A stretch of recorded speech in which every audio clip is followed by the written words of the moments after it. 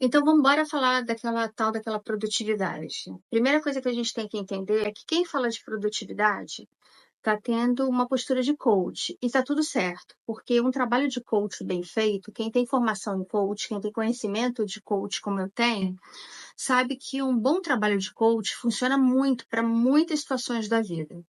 Não vai funcionar para tudo, porque quando a gente fala questões emocionais, questões traumáticas, questões infantis, a gente vai precisar escarafunchar um pouco mais ou muito mais nas nossas bases do afeto, na nossa base emocional. Mas o que que pega quando a gente fala muito de produtividade? Por que que eu recebi muitas, dezenas de mensagens dizendo que as pessoas se sentem fracassadas, as pessoas se sentem mal, as pessoas se sentem muito tristes?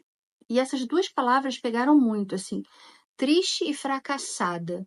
Foram palavras que se repetiram muito. Triste e fracassada, como sentimentos a respeito das questões associadas à própria temática da produtividade.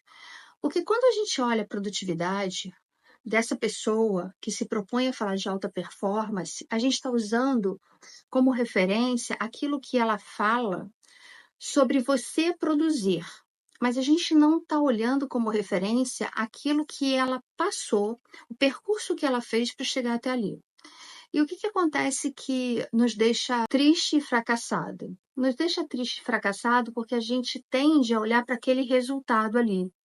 E nisso, a internet ela é muito infantil ainda. Eu vejo muitas pessoas tentando associar os seus resultados, a sua vida, o seu comportamento, a comportamento idealizado de pessoas que já entenderam como é que funciona esse jogo e que jogam na internet só o que é maravilhoso. Então, a viagem maravilhosa, o carro maravilhoso, o relacionamento maravilhoso que depois você vai ver e vai se dissolver e você vai olhar para aquilo e vai perceber e vai dizer, puxa, não era maravilhoso, era cagado, era disfuncional, era tóxico, era abusivo, era um monte de outras coisas que se não se dizia. Mas por que que não se diz? Porque não vende. E aí a gente vai ter que, infelizmente, descortinar dos nossos olhos a capacidade que a gente tem de acreditar como adultos que somos, daquilo que as pessoas falam. Quando a pessoa fala assim, olha, eu não vivo disso aqui, eu não trabalho com isso aqui, mas isso aqui é uma referência, é um espelho, é uma vitrine, é um comportamento em que ela diz o que pensa aqui. A pessoa fala sobre as coisas que ela pensa, para daqui te levar para algum outro comportamento, seja de consumo, seja de apreciação, para algo dela.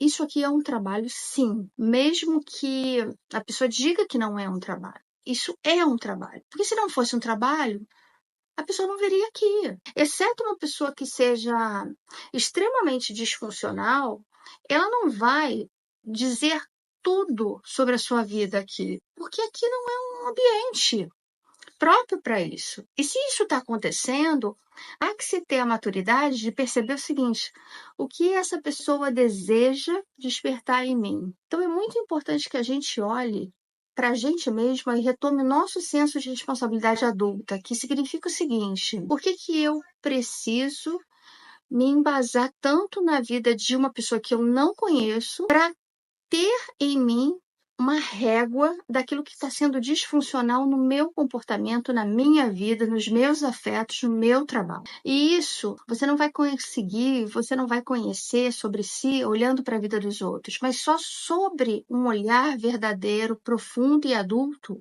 sobre si mesmo. É por isso que eu sempre digo, a criança reclama, o adulto resolve. Então, é muito pouco provável que alguém consiga resolver alguns impasses tão profundos da vida olhando para a vida dos outros, porque os sentimentos de fracasso, de inadequação, eles vão permear todo esse olhar, porque não é sobre esse olhar, é sobre você.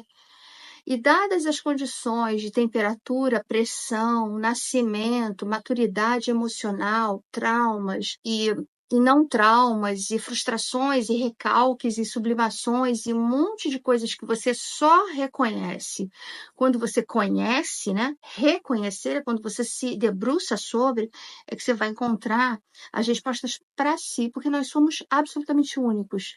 A régua de ninguém nos serve. O que nos serve é um parâmetro. Mas todas as vezes em que a gente comparar a nossa história moral, a nossa história pessoal com a história de alguém, a gente vai perder sempre. E é por isso que a gente se sente triste e fracassado. Talvez por falta de maturidade.